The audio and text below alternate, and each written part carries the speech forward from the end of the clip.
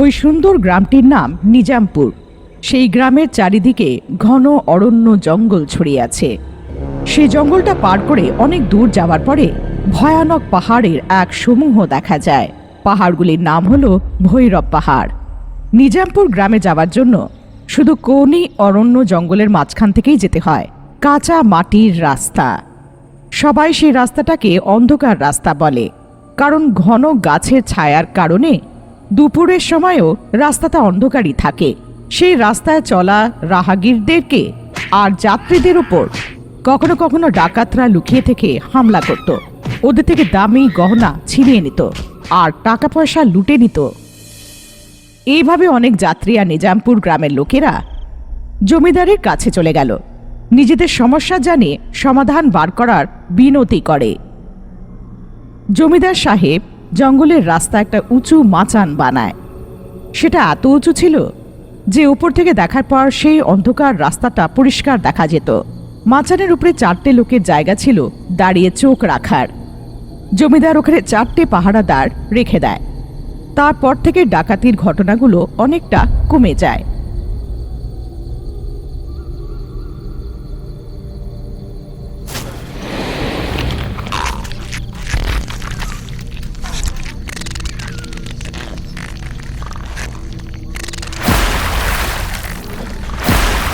এত জোরে কিসের আওয়াজ?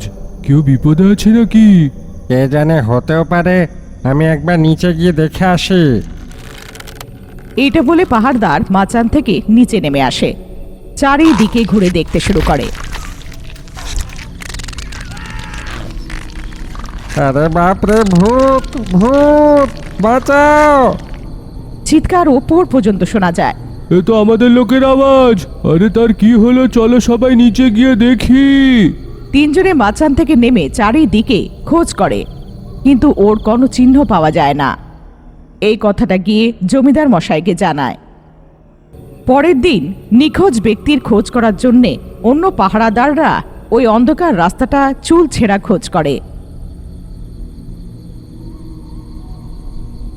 কিন্তু ওর কোনো খোঁজ পাওয়া যায় না। সেদিনের পর থেকে সব পূর্ণিমার রাতে কেউ না কেউ আজবভাবে উধাও হয়ে যেতে থাকে। কে ওদেরকে উঠিয়ে নিয়ে যাচ্ছে আর ওদের সাথে কি করছে সেটা কেউ বুঝতে পারে না। সব থেকে ভয়ানক কথা এটা ছিল যে প্রত্যেকটা পূর্ণিমায় শুধু পুরুষেরাই উধাও হচ্ছে। কোনো রক্তের ফোঁটাও পাওয়া যাচ্ছে না, না পদচিহ্ন। কোনো চিহ্ন না ছেড়ে লোকেদেরকে উঠিয়ে নিয়ে যাওয়া হচ্ছে। পথচারী, চোর, ডাকাত, আমজনতা সেই রাস্তা থেকে যেতে থাকা যে কোনো পুরুষকে সেই শক্তিটা ছাড়ছে না।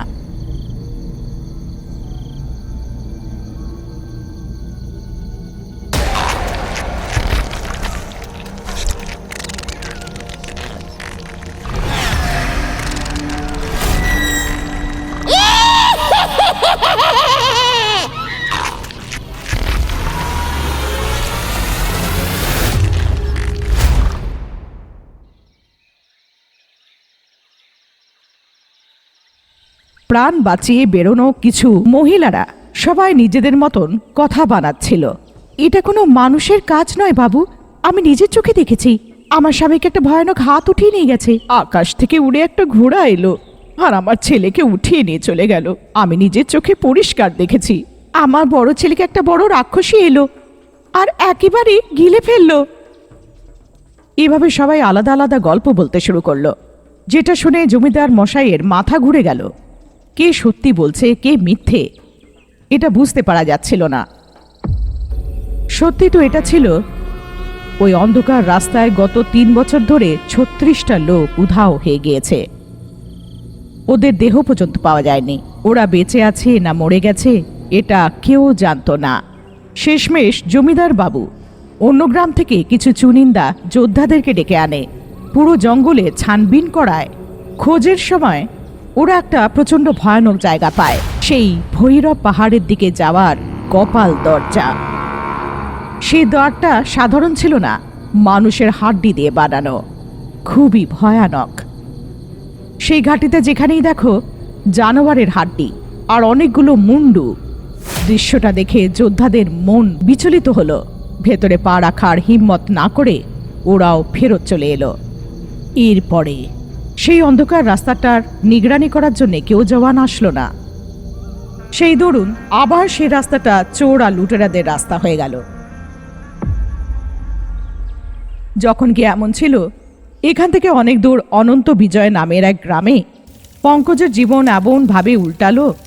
দুদিন আগে হয়ে থাকা অগ্নি দুর্ঘটনায় পঙ্কজের পশুশালা, তার মধ্যে রাখা আনাজ আর পশুরা সব জ্বলে ভস্ম হয়ে গিয়েছে।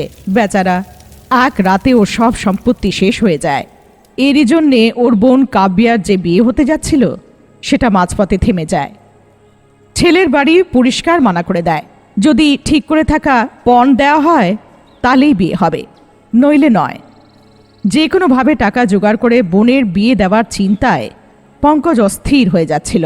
সেই সময় নিজামপুরের জমিদার সাহেবের অন্ধকার রাস্তার বিষয়ে জানতে পারল। ওখানে পাহারা দেওয়ার লোকেদেরকে অনেক বেশি বেতন পেত, আর যদি ভাগ্যে প্রাণ চলে যায় পরিবারকে মুআবজার দরুন 100টা সোনার মুদ্রা দেওয়া হতো। বেঁচে থাকলে বেতন, মরে গেলে মুআবজা। যা হোক, বোনের বিয়ে তো হয়ে যাবে, এই বিশ্বাসের সাথে প্রাণের বিপদ থাকার দরুনও পঙ্কজ এই বিপজ্জনক কাজের জন্য বেরিয়ে পড়ল। পঙ্কজ একলা ওই ভয়ানক রাস্তায় উঁচু মাচানের উপরে বসে পাহারা দিচ্ছিল। এমনভাবেই কিছুদিন পেরিয়ে গেল। পূর্ণিমার রাত ছিল। পঙ্কজ জানত যে পূর্ণিমার রাতগুলোতেই লোকেরা নিখোঁজ হয়, তাই ও ঠিক করে নিল যা কিছু হয়ে যা সেই রাত ওই মাচান থেকে নিচে নামবে না। ঘুম আসা সত্ত্বেও জবরদস্তি নিজেকে সামলে চোখ না ঝাপটে পাহারা দিয়ে চলেছিল।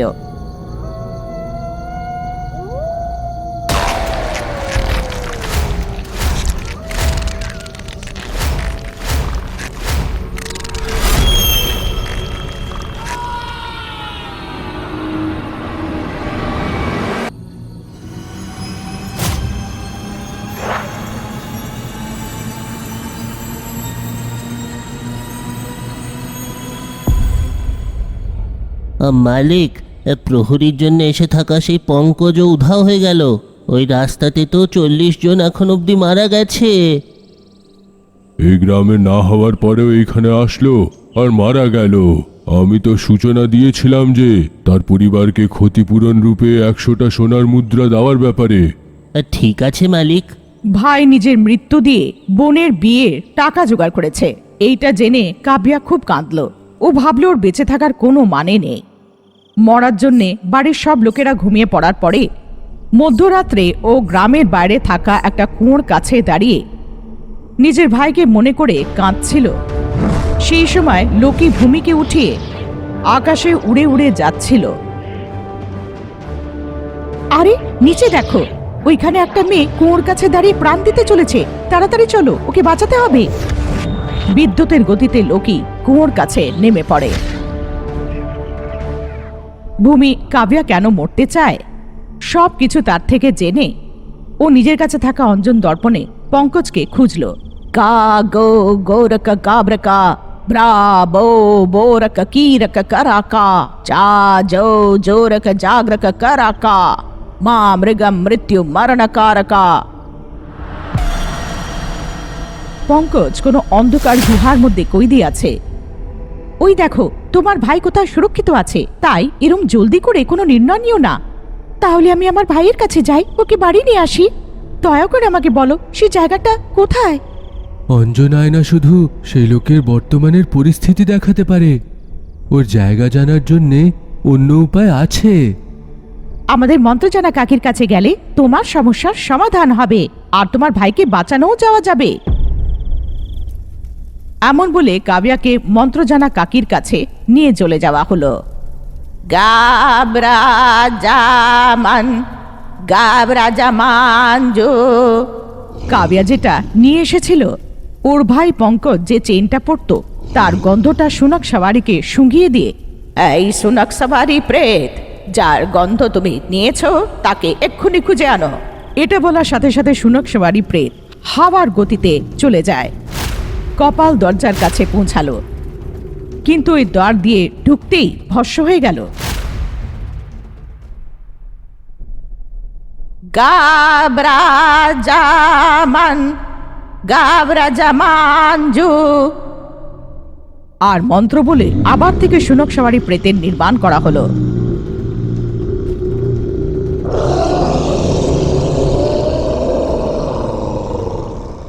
সেই প্রেতের দ্বারা রাস্তায় চলে থাকা দিয়ে নিজামপুর পৌঁছে গেল। 3 বছর ধরে ঘটে থাকা সব ঘটনার ব্যাপারে জানাচ্ছি কাকি। আমাদের গ্রামে কোনো সমস্যা ছিল না, কিন্তু এই ভয়ঙ্কর সমস্যার কারণে লোকে সেই রাস্তায় যেতে ভয় পাচ্ছে। আপনি যা বলছেন তার থেকে মনে হচ্ছে কোনো শক্তিশালী দুষ্ট শক্তি সেই রাস্তাটাকে ঘিরে ধরেছে। আমি ওর শেষ করে কোনোভাবে পঙ্কজকে বাঁচাবো, আপনার গ্রামবাসীদের তার থেকে মুক্তি পাওয়াবো।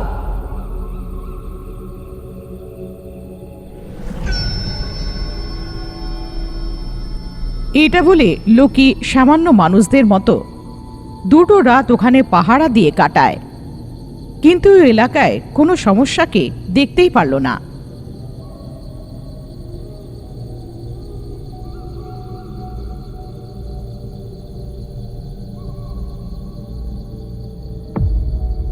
এ কেবল পূর্ণিমার রাতগুলোতেই কোনো একটা জায়গা থেকে এখানে আসে, আমরা যতই রাত এখানে কাটাই ব্যর্থ। এমনটা বলে জমিদারের একটা কথা মনে পড়ল। কাকি, একটা জিনিস তো ভুলেই গেলাম। কিছুদিন আগে পূর্বদেশের সব যোদ্ধাদের নিয়ে জঙ্গলে খোঁজ করালাম। একটা ঘাটির রাস্তা খুঁজলাম, কিন্তু সেটা ভয়ঙ্কর ছিল, হাড়ে ভর্তি। ভয়ের কারণে তারা সেদিকে যায়নি। যদি এই কথাটা আগেই বলতে তাহলে 2 দিন ব্যর্থ যেত না। চলো আমরা সবাই ওখানে যাই। এটা বলেও জঙ্গলের রাস্তা দিয়ে যাত্রা করতে শুরু করে।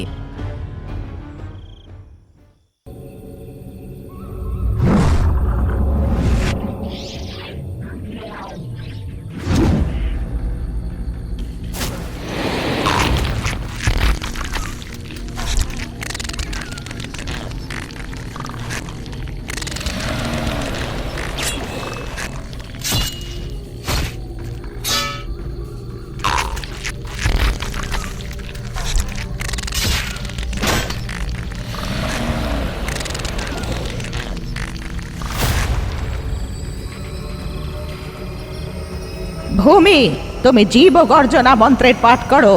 জীবনাদ বেদনা वतन बंध छेदना प्रलय घोष निर्गता शक्ति विजय प्रचलवता अर्चन वात्र विमुत दुष्ट शक्ति प्रतियता। মন্ত্র পাঠ হওয়ার সাথে সাথে হাতটা ভূমিকে ছেড়ে নিচে নেমে যায়। কাকি মন্ত্র দণ্ড দিয়ে হাতটাকে খুব ভালোভাবে পেটায়।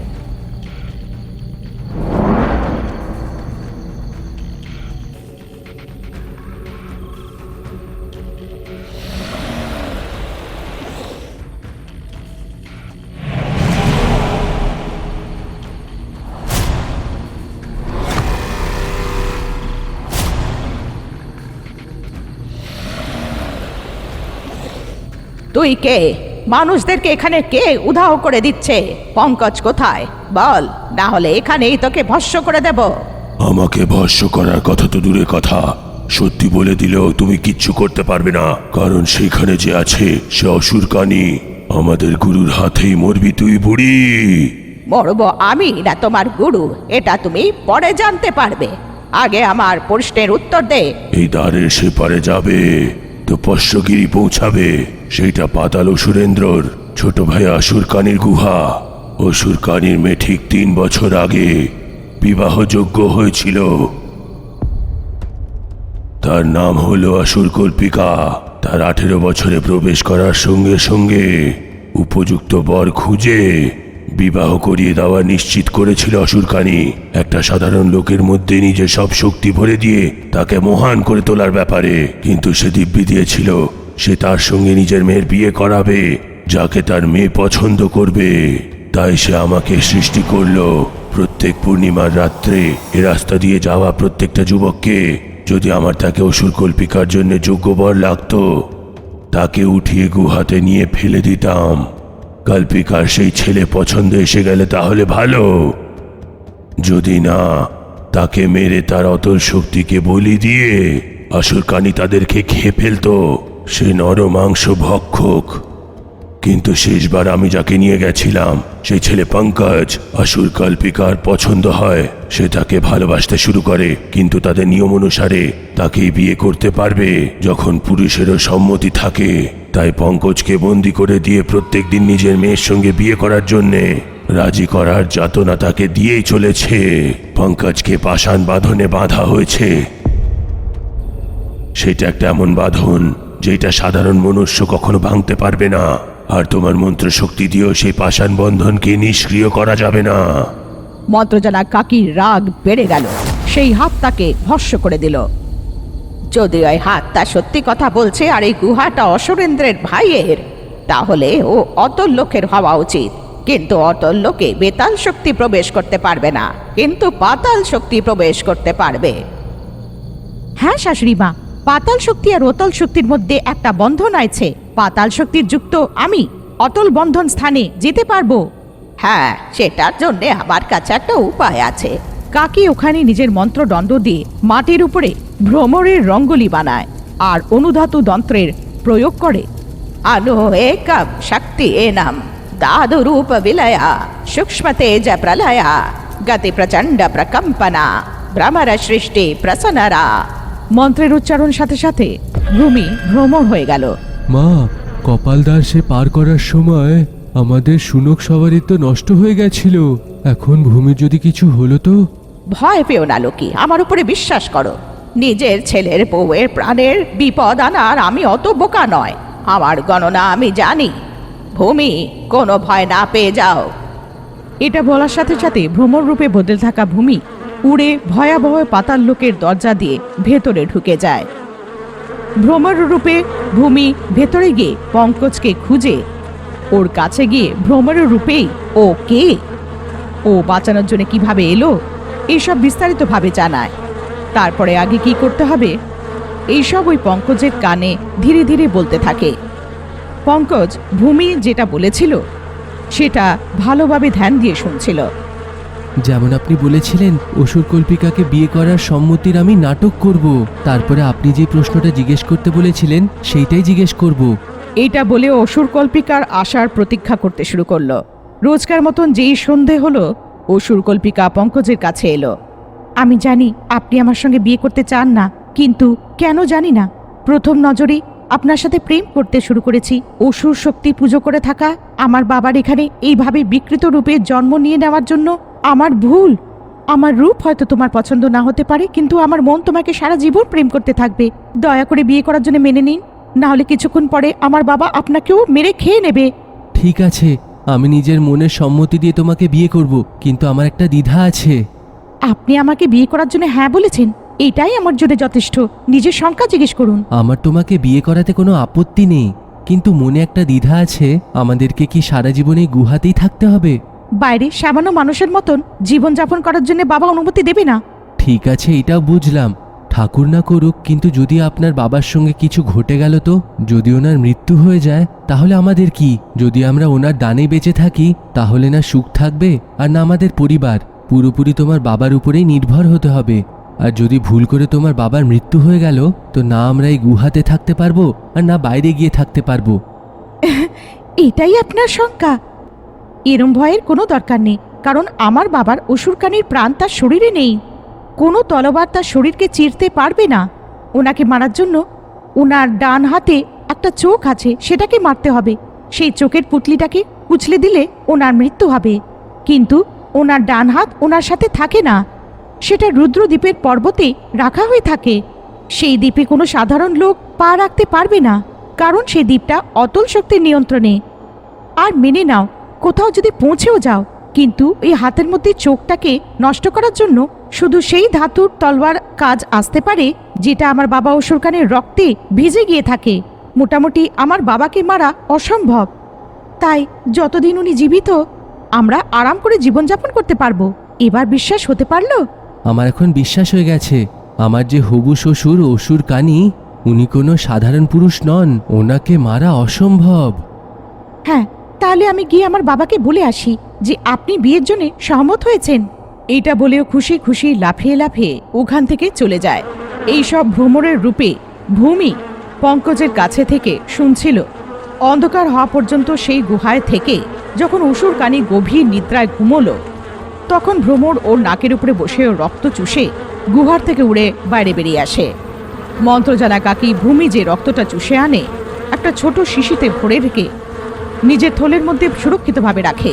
ভ্রমর রূপেই ভিতরে যা কিছু হয়েছিল সে সব কিছু ভ্রমর মন্ত্রজানা কাকিকে বলে দেয়।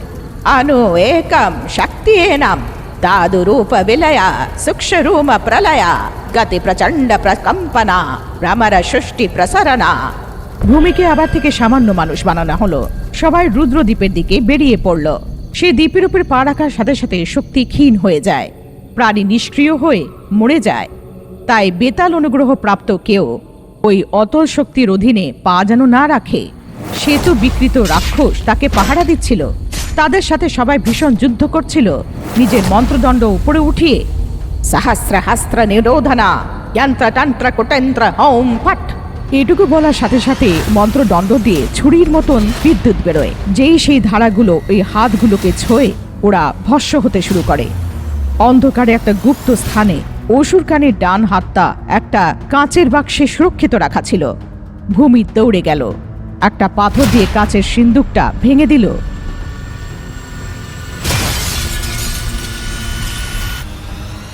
তক্ষুনি হাতটা উঠে দাঁড়ালো।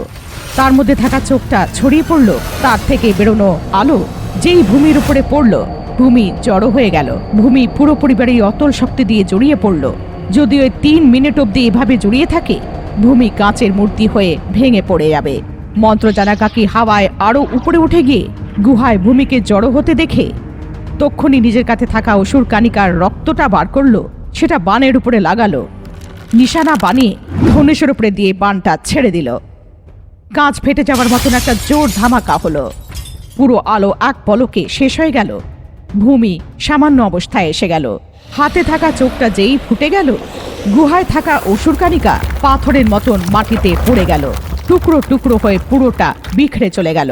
শরীরের সবকটা টুকরো ছোট ছোট পাথরে হয়ে গিয়ে বিখড়ে গেল।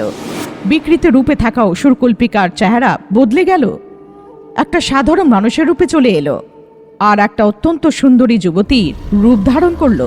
পঙ্কজকে বেঁধে থাকা সে প্রচণ্ড শিলা নিজে থেকে ভেঙে গিয়ে চাকনাচুর হয়ে যায়। পঙ্কজ অসুর কল্পিকাকে সাথে নিয়ে গুহার বাইরে আসে।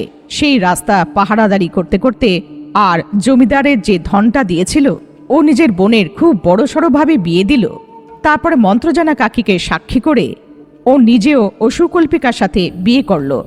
অন্ধকার রাস্তায় পাহারা দিতে রাহাগীরদের ডাকাত লুটেরা থেকে বাঁচিয়ে তাদের রক্ষা করে ও ভালো নাম করল। তখন থেকে নিয়ে আজ পর্যন্ত সেই রাস্তায় কোনো পুরুষ আর নিখোঁজ হয়নি।